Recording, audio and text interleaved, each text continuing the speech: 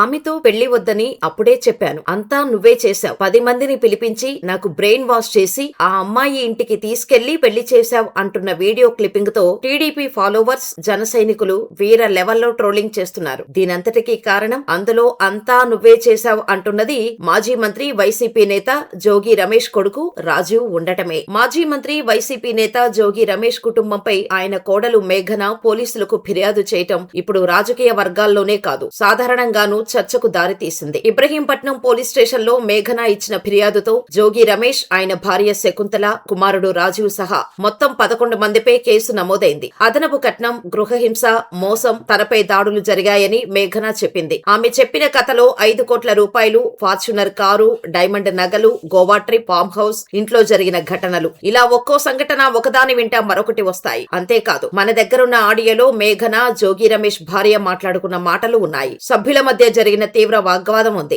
అసలు జోగి రమేష్ కుటుంబంలో ఏం జరిగింది? పెళ్లి ఇష్టం లేకుండానే చేశారా? అందుకే ఈ గొడవల? Let's watch it.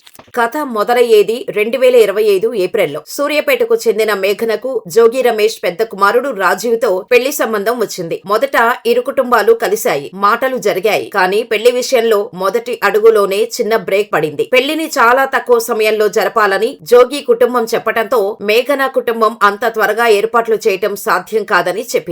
సంబంధం అక్కడితో ఆగిపోయినట్టే కనిపించింది. కానీ కొన్ని రోజులకే రాజీవ్ నుంచి మేఘనకు ఫోన్ వచ్చింది. ఎందుకు పెళ్లి వద్దనుకున్నారు అన్న మాటతో మొదలైన ఆ సంభాషణ మళ్లీ సంబంధాన్ని ముందుకు నడిపించింది. తాను ఆమెను బాగా చూసుకుంటానని, పెళ్లి తర్వాత ఎలాంటి ఇబ్బంది ఉండదని రాజీవ్ చెప్పటంతో మళ్లీ రెండు కుటుంబాల మధ్య చర్చలు మొదలయ్యాయి. అంటే మొదట ఆగిపోయిన పెళ్లి ఒక ఫోన్ కాల్ తో మళ్లీ పట్టాలెక్కింది. మళ్లీ పెళ్లి మాటలు మొదలైన తర్వాత పరిస్థితి వేగంగా మారింది. ఇది సాధారణంగా ఇద్దరి కుటుంబాలు కూర్చొని పెళ్లి తేదీ నిర్ణయించుకునే స్థాయిలో ఆగలేదు. మేఘన చెబుతున్న కథలో రాజకీయ కుటుంబం కావటంతో పెళ్లి కూడా అదే స్థాయిలో జరగాలని చెప్పినట్టు వస్తుంది. పెద్ద సంఖ్యలో రాజకీయ నాయకులు, ప్రజలు వస్తారు. అందుకు తగ్గట్టుగా ఏర్పాట్లు చేయాలి. రిటర్న్ గిఫ్ట్లుగా వెండి వస్తువులు ఇవ్వాలి అంటూ చర్చలు సాగాయి. ఆ తర్వాత బంగారం, వెండి, నగదు, ఆడపడుచులకు ఇవ్వాల్సిన డబ్బులు, పెళ్లి ఖర్చులు, ఇలా ఒక్కో అంశం ముందుకు వచ్చింది. మేఘన కుటుంబం తమ స్థాయికి మించి ఖర్చు చేసిందని ఆమె చెబుతోంది. రాజీవ్ పేరుతో ఆస్తులు బదలాయించే అంశం కూడా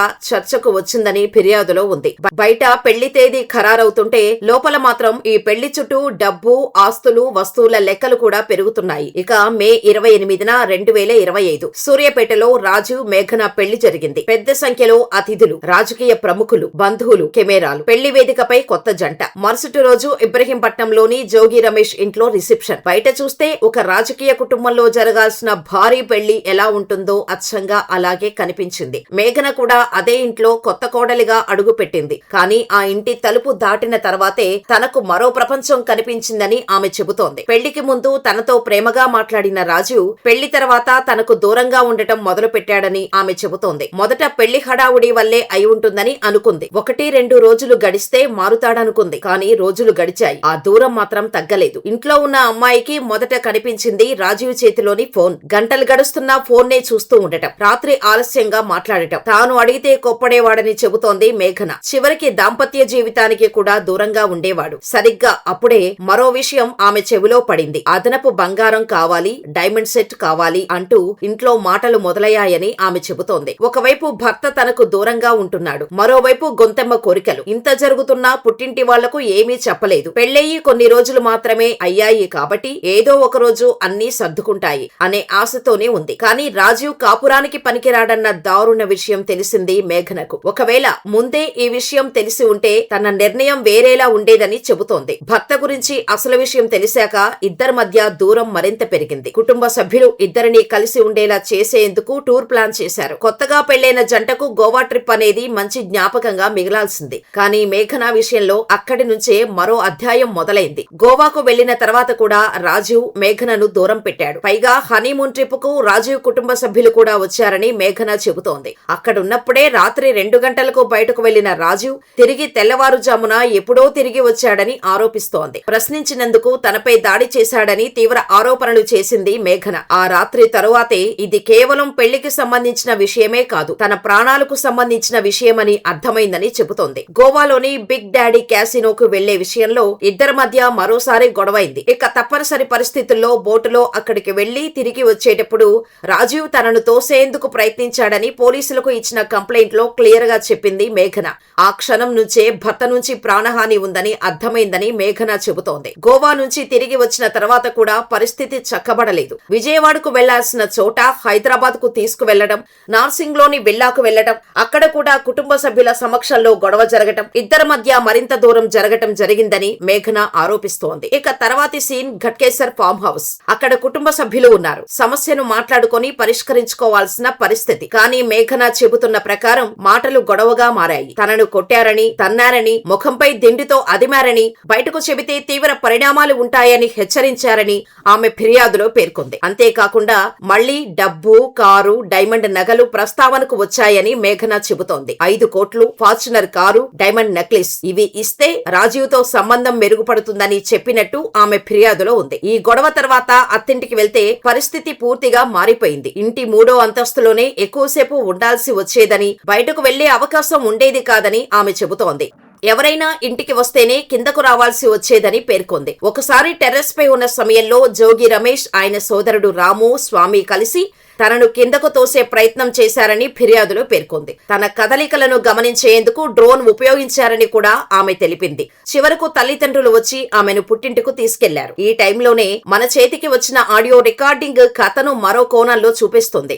అవతల జోగి రమేష్ భార్య శకుంతల, యువతల మేఘన. ఈసారి మాటలు గొడవగా లేవు. ఇద్దరు పరిస్థితిని ఎలా సర్దుకోవాలనే దానిపై మాట్లాడుతున్నారు. రాజీవ్ కు కుటుంబం నుంచి భరోసా కల్పించాలి, అతనికి కారు కొనాలి, వ్యాపారం పెట్టడానికి సహాయం చేయాలి, డైమండ్ సెట్ విషయం చూడాలి, రాజీవ్ కు కుటుంబం తన వెంటే ఉంది అనే భావన రావాలి అనే మాటలు సంభాషణలో వస్తాయి. మేఘన కూడా రాజీవ్ తో తిరిగి కలిసి ఉండాలని, పాత విషయాలు పక్కన పెట్టి ముందుకు వెళ్లాలని మాట్లాడుతుంది. ఒకవైపు మేఘన ఫిర్యాదులో తీవ్ర సమస్యల వరుస కనిపిస్తుంటే, మరోవైపు ఈ ఆడియోలో అదే కుటుంబం నుంచి సమస్యను సర్దుబాటు చేయాలనే ప్రయత్నం వినిపిస్తోంది. ఈ 2 విషయాల మధ్య ఈ కుటుంబం కథలోని అసలు సంక్లిష్టత కనిపిస్తోంది. కానీ ఆ తర్వాత బయటకు వచ్చిన మరో రికార్డింగ్ ఈ కథకు పూర్తిగా భిన్నమైన ముఖాన్ని చూపిస్తోంది. ఇది ఫోన్ కాల్ కాదు, కుటుంబ సభ్యుల మధ్య జరిగిన వాగ్వాదానికి సంబంధించిన వీడియో. మాటలు మొదలైన వెంటనే గొంతులు పెరుగుతాయి. నీకు దెబ్బ తగిలింది, నీ నొప్పి మాకు నొప్పి రాదా అనే మాట వినిపిస్తోంది. మరోవైపు మేఘన తీవ్రంగా ప్రశ్నిస్తోంది. నా జీవితంలో నేను హాయిగా ఉన్నాను, మరి నన్నెందుకు పెళ్లి చేసుకున్నారు? పెళ్లెందుకు? డబ్బుల కోసమా? రాజకీయ ప్రచారం కోసమా? అందరి ముందు పెళ్లి చేసి కొద్ది రోజుల్లోనే ఎందుకు పంపించారు అంటూ మాటలు పదే పదే వస్తాయి. మేఘన తల్లిదండ్రులు ఆమెను తీసుకెళ్లడం, సమస్య పరిష్కారం అయ్యేంత వరకు ఆమె బాధ్యత వాళ్లదే అని చెప్పటం కూడా వినిపిస్తుంది. ఒక ఆడియోలో సర్దుబాటు, మరొక వీడియోలో విభేదం. కుటుంబం లోపల పరిస్థితి ఎంతగా మారిపోయిందో ఈ 2 రికార్డింగుల మధ్య కనిపిస్తోంది. ఇక మొత్తం స్టోరీలో అత్యంత కీలకమైన తేదీ 2026 ఏప్రిల్ 13. ఆ రాత్రి మళ్లీ ఇంట్లో గొడవ మొదలైందని మేఘన చెబుతోంది. ఈసారి మాటల దగ్గర ఆగలేదని ఆమె ఫిర్యాదులో వివరించింది. తనను కొట్టారని, తలను గోడకు కొట్టారని, చెంపలపై కొట్టారని, కడుపులో తన్నారని, తనను అదిమి పట్టి ముఖంపై దిండుతో నొక్కారని, రాజీవ్ తన చున్నీని మెడకు బిగించాడని ఆమె పేర్కొంది. ఇక ఆ క్షణంలో మేఘనకు ఒక్కటే అర్థమైంది. అక్కడి నుంచి బయటపడాలి, అందరి కాళ్లపై పడి ఇక మీరు చెప్పినట్టే వింటాను, ఏమీ బయటకు చెప్పను అని వేడుకున్నానని ఆమె చెబుతోంది. చివరకు తనను వదిలేశారని పేర్కొంది. ఆ రాత్రి తర్వాత ఆమె తిరిగి ఆ ఇంట్లో ఉండలేదు, పుట్టింటికి వెళ్లిపోయింది. కానీ పోలీసుల దగ్గరకు మాత్రం వెంటనే వెళ్లలేదు. పోలీసులను ఎందుకు వెంటనే ఆశ్రయించలేదన్న ప్రశ్నకు కూడా మేఘన తన ఫిర్యాదులో సమాధానం ఇచ్చింది. తనకు, తన తల్లిదండ్రులకు హాని చేస్తామని బెదిరింపులు రావటంతో భయపడ్డానని ఆమె పేర్కొంది. పుట్టింటికి వెళ్లిన తర్వాత కూడా జరిగిన విషయాలను పూర్తిగా చెప్పలేకపోయానని తెలిపింది. తల్లిదండ్రులు ఆమె ప్రవర్తనలో మార్పు గమనించారు. చివరకు తల్లి ధైర్యం చెప్పడంతో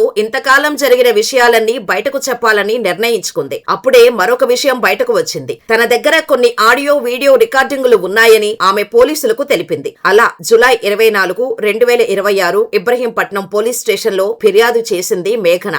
ఇంతకాలం కుటుంబం లోపల తిరిగిన గొడవ ఇప్పుడు అధికారికంగా పోలీసు కేసుగా మారింది. మేఘన ఫిర్యాదు ఆధారంగా భర్త రాజీవ్ తో పాటు అత్తమామలు జోగి రమేష్, శకుంతల, మరిది రోహిత్, ఆడపడుచు ప్రియాంక, జోగి సోదరుడు రాము, ఆయన కుమారులు రాకేష్, పండు, రమేష్ బావమర్ది స్వామి, ఆయన భార్య రమ, స్వామి కుమారుడు సంతోష్ పేర్లను కూడా ప్రస్తావించారు. అలా జోగి కుటుంబంలోని ఇతర సభ్యులు కలిపి 11 మందిపై కేసు నమోదైంది. పోలీసులు బిఎన్ఎస్ సెక్షన్లు 85, 318, 1 109 తో పాటు డౌరీ ప్రొహిబిషన్ యాక్ట్ లోని 3-4 సెక్షన్ల కింద కేసు నమోదు చేశారు. పోలీసులు మేఘన స్టేట్మెంట్ తీసుకుని ఆమె ఇచ్చిన వివరాలు మరియు అందుబాటులో ఉన్న ఆధారాలను పరిశీలిస్తున్నట్టు చెప్పారు. దర్యాప్తు కొనసాగుతోందని కూడా తెలిపారు. కేసు బయటకు వచ్చిన తర్వాత ఈ వ్యవహారం కేవలం పోలీస్ స్టేషన్ ఫైల్ గా మిగలలేదు. మేఘన ఫిర్యాదులోని ఒక్కో విషయం బయటకు రావటం మొదలైంది. 5 కోట్ల డిమాండ్, ఫార్చునర్ కారు, డైమండ్ నగలు, గోవా ట్రిప్, ఫామ్ హౌస్ ఘటన, ఏప్రిల్ 13 రాత్రి జరిగినట్టు మేఘన చెప్పిన ఘటన, ఇలా ఒక్కో విషయం బయటకు వస్తుంటే మరోవైపు ఇంట్లో జరిగిన సంభాషణలకు సంబంధించిన ఆడియోలు, వీడియోలు కూడా సోషల్ మీడియాలోకి వచ్చాయి. ఒక వీడియోలో కుటుంబ సభ్యుల మధ్య మాటల యుద్ధం, మరోవైపు మేఘన, జోగి రమేష్ భార్య మధ్య జరిగిన ఫోన్ సంభాషణ, ఇలా ఈ కేసుకు సంబంధించిన కొత్త మెటీరియల్ బయటకు రావటంతో అసలు ఆ ఇంట్లో ఏం జరిగిందన్న ఆసక్తి మరింత పెరిగింది. అయితే ఇక్కడ మరో ప్రశ్న మొదలైంది. ఈ ఆడియోలు, వీడియోలు బయటకు వస్తున్నాయి. మేఘన పోలీసులకు ఇచ్చిన ఫిర్యాదులో ఇన్ని విషయాలు ఉన్నాయి. 11 మందిపై కేసు కూడా నమోదైంది. మరి జోగి రమేష్ కుటుంబం వైపు నుంచి ఏం చెబుతున్నారు? ఈ ఆరోపణలపై వారి వివరణ ఏంటి? ఇప్పటివరకు జోగి కుటుంబం నుంచి మాత్రం ఎలాంటి వివరణ బయటకు రాలేదు. మరి జోగి కుటుంబం ఏం చెబుతుంది? పోలీసుల దర్యాప్తులో ఏం తేలుతుంది అన్నదే ఇప్పుడు కీలకంగా మారింది.